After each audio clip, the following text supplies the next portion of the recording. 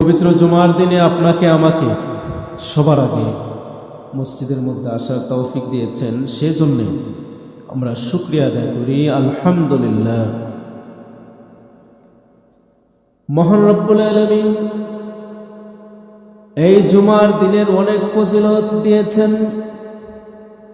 এই জুমার দিনে মহান রব্বুল আলামিন তার অসংখ্য গণিত বান্দাদেরকে ক্ষমা করে দেন।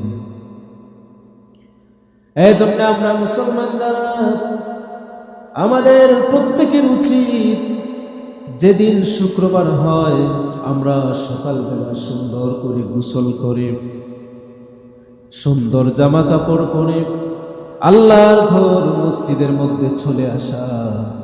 কারণ এই পবিত্র জুমার দিনে মহান রব্বুল আলামিন তার বান্দার দোয়া কবুল করেন। এই জুমার দিনে মহান রব্বুল আলামিন তার অসংখ্য বান্দাদেরকে ক্ষমা করে দেন। এই জন্য আমরা মুসলমান যারা আছি আমাদের প্রত্যেকের উচিত আমরা সকাল সকাল মসজিদে আসা। সকাল সকাল কি মসজিদে আসা। মহান রব্বুল আলামিনের একদল ফেরেশতা রয়েছেন যারা সদা সর্বদা মহান রব্বুল আলামিনের আদেশ পালনে নিয়োজিত। মসজিদের দরজার পাশে তারা দাঁড়িয়ে থাকেন। সর্বপ্রথম কে আসলো, তারপর কে আসলো, একজন একজন করে তাদের রহমতের খাতার মধ্যে তাদের নামগুলো তুলতে থাকেন, লিস্ট করতে থাকেন। সর্বপ্রথম যিনি মসজিদে প্রবেশ করেন তার আমল নামায় একটি উট কুরবানির সওয়াব দিয়ে দেওয়া হয়। সুবহানাল্লাহ। উট কুরবানি সওয়াব আল্লাহ পাক দিয়ে দেন। তারপর যিনি আসেন তার আমল নামায় গরু কুরবানির সওয়াব। তারপর যিনি আসেন এমনি ভাবে মহান রব্বুল আলামিন তার আমল নামায় সওয়াব দিতে থাকেন। আমার মুসলমান ভাইয়েরা, আমরা কিন্তু অনেক গাফলাতির মধ্যে রয়েছি। আমরা অনায়াসে আমাদের জীবনটাকে কাটিয়ে দিচ্ছি, কারণ আমাদের সময়ের কোনো মূল্যই দিচ্ছি না। সময়ের কোনো মূল্যই দিচ্ছি না। এই দুনিয়ার ক্ষণস্থায়ী জীবনে আপনি কতদিন বাঁচবেন? আপনার আমার মতো কত মানুষ এই দুনিয়ার বুকে ছিল, তারা কিন্তু দুনিয়ার বুকে নাই।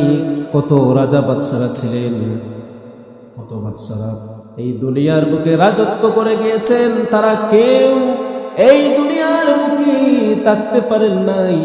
কোথায় তারা চলে গেলেন?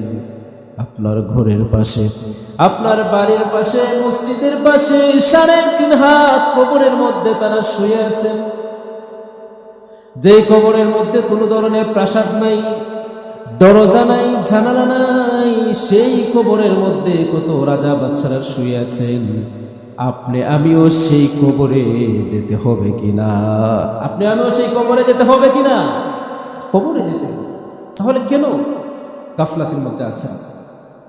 এই দুনিয়ার জীবনটা আপনি যত পারেন একটু ভালো ভালো কাজ করেন, বেশি বেশি নেক আমল করেন। জুমার দিনে তাড়াতাড়ি মসজিদে চলে আসেন, আল্লাহর কাছে তাওবা করেন, আল্লাহ পাক ক্ষমা করে দেবেন। আমাদের জীবনটা হলো ক্ষণস্থায়ী, আখিরাতের জীবনটা হলো চিরস্থায়ী। এই ক্ষণস্থায়ী জীবনে আপনি কিছুদিন থাকবেন, কিন্তু আখিরাতের জীবনে আপনি অনন্ত অসীম সময় সেখানে থাকতে হবে। সেই আখিরাতের জীবনের জন্য কি সঞ্চয় করেছেন? এই দুনিয়ার জীবনে আপনাকে আমাকে আখিরাতের সামানা তৈরি করতে হবে। তা না হলে যখন কবরে যাবেন, কবরে যাওয়ার সাথে সাথে জাহান্নামের আগুন দাউ দাউ করে জ্বলবে। জাহান্নামের আগুন দাউ দাউ করে জ্বলবে।